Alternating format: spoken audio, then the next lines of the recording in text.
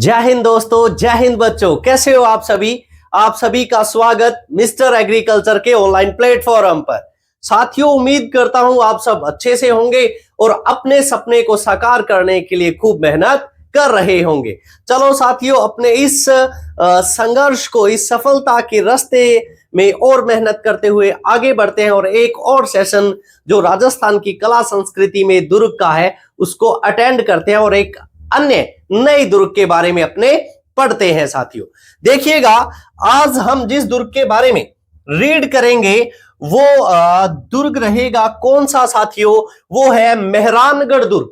ठीक है, जैसा कि हर अपने दुर्ग में पढ़ते हैं कि पहली बात हमें यही पता होनी चाहिए कि दुर्ग कहां पे है ना।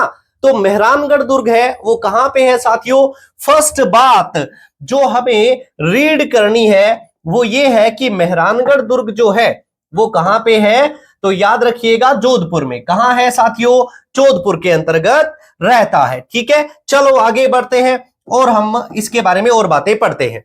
ठीक है, इसके बाद में हम रीड करेंगे साथियों इसके उपनाम कौन कौन से हैं। क्या पढ़ेंगे? उपनाम, अन्य किन नामों से इसे जाना जाता है उसके बारे में हम पढ़ते हैं। तो याद रखिएगा, सूर्यगढ़। क्या सूर्यगढ़ किसे कहा जाता है? इसे ही कहा जाता है। ठीक है, गढ़ चिंतामणि इसी दुर्ग को कहा जाता है।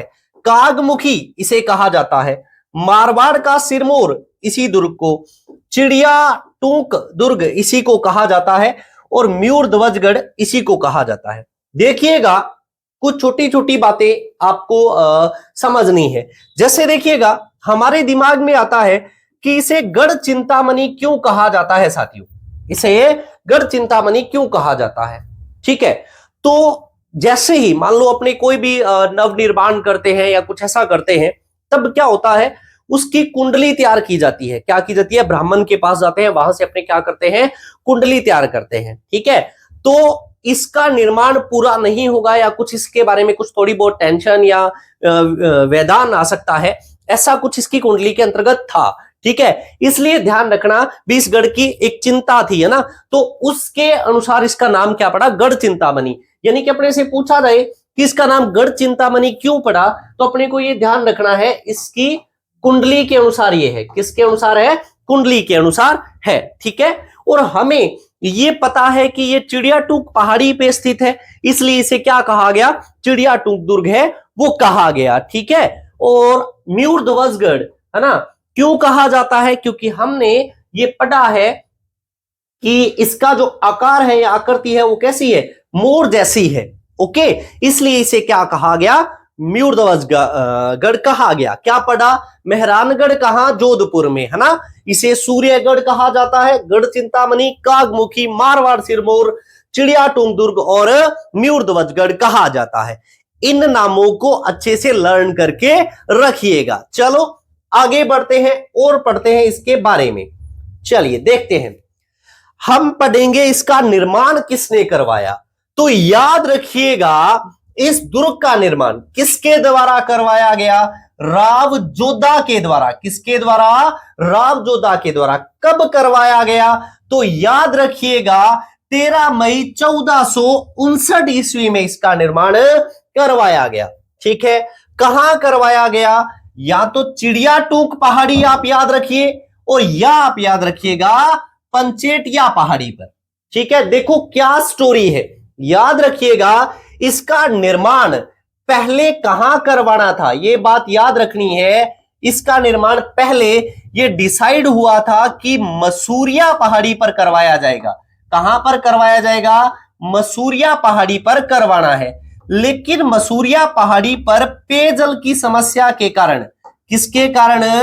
पेयजल की समस्या के कारण इसका निर्माण मसूरिया पहाड़ी पर नहीं करवाया गया। क्लियर? और फिर बाद में इसका निर्माण कहां पे करवाया गया? चिड़िया टूंक पहाड़ी पर। क्लियर? ये बात याद रहेगी। अब आप ये कहोगे कि सर पंचेटिया पहाड़ी ये कहां से आ गया? तो याद रखना कि चिड़िया टूंक जो पहाड़ी है ना साथियों, है ना, ये क्या है? कुछ पहाड़ियों का मानो क्या है? समूह है। चिड़िया टूंक पहाड़ी क्या है? कुछ पहाड़ियों का समूह है। यानी कि यहां पे चिड़िया टूक नामक एक ये कह सकते हैं कि एक ऋषि, एक तांत्रिक रहता था। ठीक है, उसके कारण इसका नाम क्या पड़ा, चिड़िया टूंक पहाड़ी पड़ा। ओके, अब ये ऐसा तो नहीं हो सकता कि पूरी पहाड़ी पर ये दुर्ग बना हुआ है ना। तो यहां जहां ये दुर्ग बना है, मानो यहां पे ये दुर्ग है, यहां पे ये क्या है, दुर्ग है, ये बना हुआ है, ठीक है, यहां पे ये दुर्ग बना हुआ है। तो चिड़िया टूंक पहाड़ी के जिस पार्ट पर, जिस भाग पर ये दुर्ग बना है ना, वो है पंचेटिया पहाड़ी। क्या है, पंचेटिया पहाड़ी है।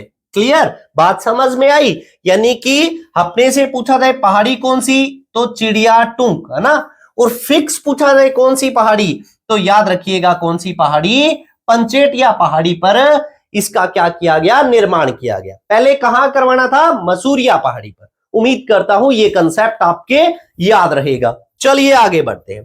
उसके बाद में इसकी नींव किसने रखी, तो रिद्धी बाई के द्वारा रखी गई, जिसे हम करणी माता के नाम से जानते हैं, है ना।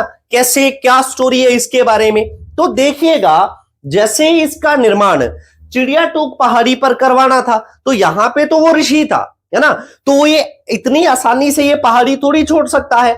ओके, तो ये चीज सर्च की गई कि वो किसकी पूजा करता है, तब ये पता लगा कि वो करणी माता की क्या करता है, पूजा करता है। क्लियर, तो फिर किसको इनवाइट किया गया, करणी माता को इनवाइट किया गया कि इस दुर्ग की क्या रखे, नींव रखे।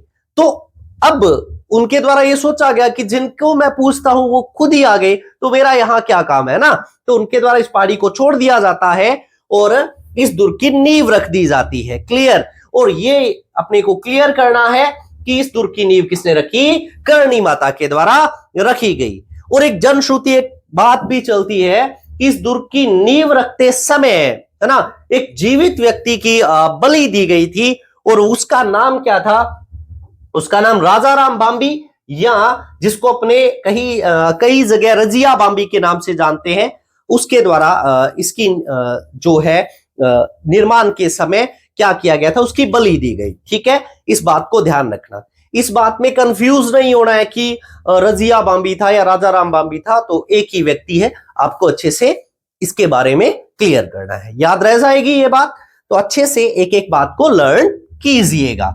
आगे बढ़ते हैं। देखो नेक्स्ट जो बात हमें पढ़नी है, क्या चीज है, इस दुर्ग के बारे में कुछ कोटेशंस हैं, अलग अलग इतिहासकारों के द्वारा अलग अलग बातें कही गई, उनके बारे में हम देखते हैं। जैसे किपलिंग भाई साहब के द्वारा एक बात कही गई कि इस दुर्ग का निर्माण किसके द्वारा करवाया गया है, परियों और देवताओं के द्वारा करवाया गया है। साथियों एक बात याद रखना, इनके द्वारा यदि हम बात करें, अच्छे से ध्यान रखना है कि किपलिंग भाई साहब के द्वारा राजस्थान हिस्ट्री में दुर्गों के बारे में हम यदि बात करें, निर्माण के बारे में दो बातें कहेंगे। एक तो दुर्ग का निर्माण परियों व देवताओं के द्वारा कहा, देवताओं के द्वारा, एक बात तो यह कही गई, और एक बात इनके द्वारा यह कही गई कि दुर्ग का निर्माण भूतों व प्रेतों के द्वारा करवाया गया है। आपने ये दोनों बातें रीड की होंगी, है ना, तो याद रखिएगा कि परियों और देवताओं के द्वारा कौन से दुर्ग के निर्माण की बात कही थी, वो था जो हम पढ़ रहे हैं, यानी कि मेहरानगढ़ की बात कही थी। ठीक है, और जो भूतों प्रेतों वाली बात है ना साथियों, भूतों प्रेतों वाली बात कही थी इन्होंने तारागढ़ दुर्ग के बारे में। और ये तारागढ़ कौन सा है, ये तारागढ़ बूंदी वाला है। ठीक है, उम्मीद करता हूं ये दोनों बातें याद रखोगे। परियों और देवताओं ने कौन सा बनाया, मेहरानगढ़, और भूतों प्रेतों ने कौन सा बनाया, तो तारागढ़ बूंदी, है ना। तो याद रखना, भूतों से बूंदी, है ना, बूंदी वाला भूतों ने बनाया है। ओके, और मेहरानगढ़ देवताओं की मेहर से बना, है ना, मेहर हो गई, उनकी कृपा हो गई, तो ये ध्यान रखिएगा। क्लियर, आगे बढ़ते हैं और कोटेशन देखते हैं, क्या बात उनके द्वारा और किसने क्या कहा। उसके बाद में एक ये हमें पता है, गिरी सुमेल के युद्ध के बाद 1544 वाला जो गिरी सुमेल युद्ध हुआ, उसके बाद शेरशाह सूरी के द्वारा एक बात कही गई कि मैं मुट्ठी भर बाजरे के लिए हिंदुस्तान की बादशाहत को खो देता, तो वो इसी के बारे में कहा गया था साथियों। ठीक है, ये ध्यान रखना। एक इतिहासकार कैनेडी के द्वारा, ठीक है, क्या कहा गया, इसे विश्व का 8वां आश्चर्य कहा। क्लियर, कैनेडी ने कहा। यह बात भी हमें अच्छे से क्या करनी है, याद रखनी है। चलिए आगे बढ़ते हैं और पढ़ते हैं इसके बारे में क्या कुछ है, ठीक है, और देखते हैं और बातें। ये कुछ ऐतिहासिक तथ्य हैं जो थोड़ी बहुत हमें याद रखने की कोशिश करनी है। जैसे देखिएगा, बीकानेर राज चिन्ह लेने के लिए, है ना, अपने को ये चीज पता रहती है कि जो बीकानेर के राठौड़ है वो जोधपुर के राठौड़ों से अलग हुए, है ना, तो राज चिन्ह के लिए दोनों में, यानी कि बीकानेर और जोधपुर वालों में आपस में क्या था, संघर्ष हो सकता है। तो वही एक स्टोरी है। तो बीकानेर राज चिन्ह को प्राप्त करने के लिए जोधपुर पे क्या किया, आक्रमण किया। ठीक है, अब हम बात करते हैं, देखो कि एक चीज, ये क्वेश्चन बनता है, बीकानेर किसके समय में आक्रमण किया, तो सुजा के शासनकाल में। ये बात अच्छे से ध्यान रखिएगा, किसके शासनकाल में, सुजा के शासनकाल में। ठीक है, ये बात हमें अच्छे से लर्न करनी है। ओके, फिर क्या हुआ, लेकिन बीच में कौन पड़ा, जसमादे। कौन बीच में पड़ा, जसमादे, जिसके द्वारा वो वापस लौट गया। ये बात क्लियर रखिए, याद रखिए। आगे बढ़ते हैं। उसके बाद में ध्यान रखिएगा, राव चंद्र सेन के समय में क्या हुआ, जो सूबेदार हसन कुली खां था उसने इस दुर्ग पे क्या कर लिया, अधिकार कर लिया। और फिर बाद में क्या हुआ कि मुगल आधिपत्य स्वीकार होने के बाद ये दुर्ग जो है वो किसको लौटा दिया गया था, मोटा राजा उदय सिंह को लौटा दिया गया। ये बात भी हमें याद रखनी है। ध्यान आगे बढ़े तो देखो, एक बात ये भी क्लियर करना, मारवाड़ में खालसा घोषित किया गया था, तो ये बात क्लियर करना, जैसे ही जसवंत सिंह की मृत्यु होती है तो औरंगजेब के द्वारा जोधपुर को क्या कर दिया जाता है, खालसा घोषित कर दिया जाता है, यानी कि डायरेक्ट अपने अधिकार में ले लिया जाता है। ये बात आपको ध्यान रखनी है अच्छे से। ठीक है, चलिए आगे बढ़ते हैं। फिर हम बात करते हैं, जैसे अपनों ने प्रत्येक दुर्ग में पढ़ा कि अलग अलग दुर्ग के दर्शनीय स्थलों के बारे में।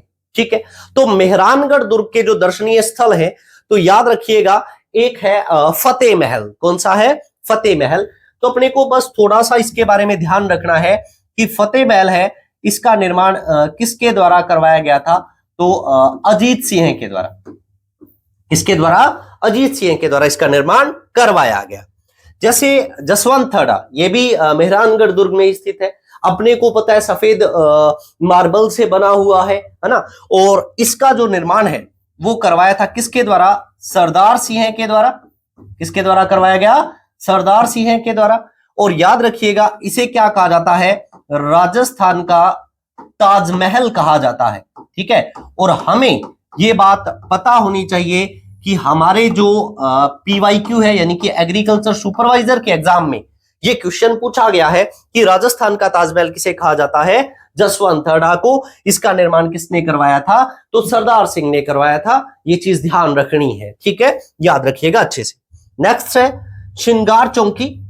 इसके बारे में यदि अपने कोई बात याद रखना चाहे तो जैसे देखिए, हमने पढ़ा था कि आमेर के जो कछवाहा थे, कछवाहों का राज तिलक होता था कदमी महल में।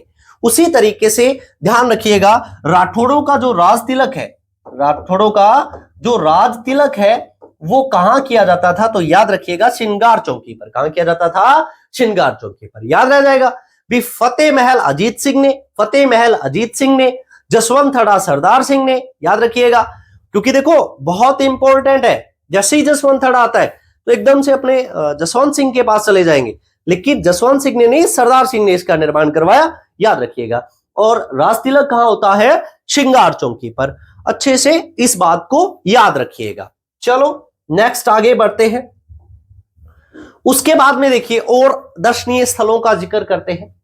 जैसे यहां पे एक महल बना हुआ है, मोती महल, जिसका निर्माण किसके द्वारा करवाया गया था, सूर सिंह के द्वारा करवाया गया।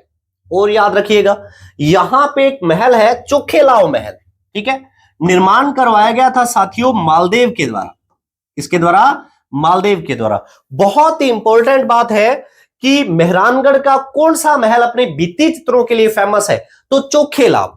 ठीक है, और यहां पे चित्रण किया गया है राम और रावण के युद्ध का। अच्छे से इस बात को ध्यान रखिएगा, ये दोनों ही बातें बहुत इंपॉर्टेंट है। दोनों ही बातें बहुत इंपॉर्टेंट है, स्टार बातें हैं, ठीक है, याद रखिएगा। राम रावण के युद्ध का चित्रांकन चोखेलाव में, भित्ति चित्रों के लिए प्रसिद्ध है चोखेलाव। बनाया किसने? मालदेव ने। किसने? मालदेव ने। ओके, चलिए आगे बढ़ते हैं। उसके बाद में खबका महल है, याद रखिएगा, बिचला महल है, और एक है फूल महल। निर्माण करवाया था किसके द्वारा? अभय सिंह के द्वारा, ठीक है। हमसे पूछा जाए जैसे डोलामारू का चित्रण कौन से महल में हुआ है, तो याद रखिएगा डोलामारू का चित्रण किया गया है तख्त विलास महल में। कौन से महल में? तख्त विलास महल में। ये बात भी हमें अच्छे से ध्यान रखनी है। देखिए, फतेह महल अजीत सिंह ने। फतेह महल किसके द्वारा? अजीत सिंह। जसवंतथड़ा, जसवंतथड़ा किसके द्वारा? सरदार सिंह के द्वारा। किसके द्वारा? सरदार सिंह। श्रृंगार चौकी, राज तिलक होता है, मोती महल सूर सिंह के द्वारा, ठीक है, याद रखिए। चोखेलाव मालदेव के द्वारा। खबका महल, बिचला महल, फूल महल अभय सिंह, है ना। और ध्यान रखिएगा तख्त विलास महल डोलामारू। अपने कहते हैं ना अभी फूल देते समय डरना नहीं चाहिए, अभय डरना नहीं है, याद रखना। फतेह यानी कि जीत हासिल करना, अजीत, याद रखिए किसने किसका निर्माण? चोखेलाव मालदेव ने, है ना। ये सब बातें याद रखिएगा। आगे बढ़ते हैं। नेक्स्ट देखिए जनाना और मर्दाना महल, इसी दुर्ग की विशेषताएं हैं। बहुत बार क्वेश्चन आता है साथियों, क्या चीज? क्वेश्चन आता है कि जैसे किलकिला, गज्जक, गुब्बारा, नुसरत, नागपली, ये क्या है? तो ध्यान रखना, ये मेहरानगढ़ दुर्ग में जो तोपे हैं ना, उनका नाम है, ठीक है। ये बात अच्छे से ध्यान रखना, बार बार एग्जाम में पूछा जाता है कि गज्जक, नुसरत, नागपली, किलकिला ये क्या है? तो ये तोपे हैं साथियों, ठीक है। कौन से दुर्ग में है? तो ये मेहरानगढ़ में है, याद रखिएगा। चलिए आगे बढ़ते हैं। कुछ बातें और याद रखिएगा, जैसे किलकिला तोफ है। किलकिला तोफ को हमें याद रखना है, जो अजीत सिंह है। कौन है? अजीत सिंह है। यह अहमदाबाद से लेके आए थे। कहां से लाए थे? अहमदाबाद से लेके आए थे, ठीक, ये बात भी याद रहेगी। और जो शंभूबान तोफ है ना, ये कौन लाया था यहां पे? तो अभय सिंह लेके आए थे। कौन लेके आए थे? अभय सिंह लेके आए थे। ये छोटी छोटी बातें हैं, वो हमें याद रखनी है साथियों, अच्छे से क्लियर करना है। ओके, चलिए, पहली बात तो यही क्वेश्चन आ जाता है, किलकिला, गज्जक, नागपली ये क्या है? ओके, चलो। देन प्रवेश द्वार का जिक्र करें तो यहां पे फतेह पोल है, जय पोल है, लोह पोल है। ये मेहरानगढ़ के क्या रहते हैं? प्रवेश द्वार रहते हैं, याद रखिएगा। चलिए आगे बढ़ते हैं। इसी हम बात करें दुर्ग में, तो एक पुस्तकालय स्थित है, एक लाइब्रेरी स्थित है, ठीक है। वो कौन सा है? तो मानसिंह पुस्तक प्रकाश पुस्तकालय। तो किसके नाम पे? मानसिंह राठौड़ के नाम पे इसका नामकरण किया गया। तो अच्छे से याद रखिएगा कौन से है? मेहरानगढ़ के अंतर्गत स्थित है, ठीक है। देखो साथियों, क्या पढ़ा गया हमारे द्वारा, फटाक से रिवाइज करते हैं। हमने पढ़ा मेहरानगढ़ के बारे में। किसके बारे में? मेहरानगढ़ कहां पे है? याद रखिएगा जोधपुर में है। कहां पे है? जोधपुर पे। फिर हमने बात कर रही है कौन सी पहाड़ी पर? चिड़िया टूंक पहाड़ी पर, शॉर्ट में याद रखिए, चिड़िया टूंक पहाड़ी पर, ठीक है। निर्माण किसने करवाया? जोधा ने करवाया। कब करवाया? 1459 में करवाया गया, ठीक है। इसके यदि हम बात करें अन्य नाम क्या है जो हमें याद रखने हैं? इसे क्या कहा जाता है? मयूर ध्वजगढ़ कहा जाता है। क्या कहा जाता है? मयूर ध्वजगढ़ कहा जाता है, ठीक है। इसे ही सूर्यगढ़ कहा जाता है। इसे ही गढ़ चिंतामणि कहा जाता है। क्या कहा जाता है? गढ़ चिंतामणि के नाम से जाना जाता है, ठीक है। ये मेन नाम है, अच्छे से याद रखिएगा। इसी को ही कागमुखी भी कहा जाता है। क्या कहा जाता है? कागमुखी कहा जाता है, ठीक। फिर हमने पढ़ा जैसे दर्शनीय स्थल क्या है, तो यहाँ पे क्या है? फतेह महल है। क्या है? फतेह महल। राजस्थान का ताजमहल कहलाने वाला क्या है? जसवंतथड़ा है। क्या है यहाँ पे? जसवंतथड़ा। यहीं पर क्या है? श्रृंगार चौकी है साथियों। क्या है? श्रृंगार चौकी है, याद रहेगा। यहीं पर फूल महल है साथियों। क्या है? फूल महल। यहीं पर क्या है? मोती महल है। क्या है? मोती महल। यहाँ पर ही चोखेलाव है। कौन सा है? चोखेलाव, राम रावण के युद्ध का चित्रांकन, ठीक है। ये कुछ यहाँ पे दर्शनीय स्थल है। मानसिंह पुस्तक प्रकाश, ये भी कहाँ पे है? यहीं पर स्थित है। याद रखना है अच्छे से, छोटी छोटी बातें हैं वो हमें याद हो जाएगी। इस दुर्ग की नींव करणी माता ने रखी थी, यह ध्यान रखना। पंचेटिया पहाड़ी एक अच्छा क्वेश्चन बनता है, याद रखिएगा। अब हम प्रमुख जल सोर्स हैं। देखिए कहीं भी कोई दुर्ग बना है तो उसमें जल का सोर्स होना जरूरी है ना, अपने प्रत्येक दुर्ग में पढ़ते हैं। तो इसके यदि प्रमुख जल सोर्स हम देखें तो इसमें एक तो रानीसर तालाब बना हुआ है विभिन्न महलों के बाद, पदम सागर तालाब बना हुआ है, और बहू जी का तालाब है वो यहीं स्थित है। क्लियर। फिर देखिए कुछ मंदिर, जैसे चामुंडा माता का मंदिर है, राठौड़ों की कुल देवी है ना, नागनेची माता का मंदिर है, और मुरली मनोहर जी का मंदिर है वो यहीं स्थित है। मंदिर है तो कुछ मस्जिद, क्योंकि अपनों ने देखा था कि राजस्थान के इतिहास में राजपूत और मुगल संघर्ष होता है, तो राजपूतों के द्वारा मंदिर और कुछ मस्जिदें मजारें जो कि मुस्लिम जो शासक है उनके द्वारा बनाई गई। तो यहाँ पे बहुत इंपॉर्टेंट है एग्जाम की दृष्टि से साथियों, याद रखिएगा। यदि हमसे पूछ लिया जाए शेरशाह की जो मस्जिद है वो कहाँ पे है, तो मेहरानगढ़ में, याद रखना है अपने को। नेक्स्ट भूरे खां की बाजार है, वो भी इसी दुर्ग के अंतर्गत स्थित है। कुछ छतरियां है ना, जैसे मरणों उपरांत वहां पे अपने को पता है स्तंभ निकालकर ऊपर छत लगाकर बनाई जाती हैं छतरियां, तो याद रखिएगा कीरत सिंह सोडा की छतरी है वो इसी दुर्ग के अंतर्गत स्थित है। धन्ना भीमा, जिसको अपने मामा भांजा कहते हैं ना, तो मामा भांजा की यदि हमसे छतरी पूछी जाए तो यही स्थित है। और ब्राह्मण देवता की छतरी साथियों इंपॉर्टेंट है एग्जाम की दृष्टि से, तो अच्छे से याद रखिएगा, वो भी इसी दुर्ग के अंतर्गत स्थित है। ये कुछ दर्शनीय स्थल थे इस दुर्ग के।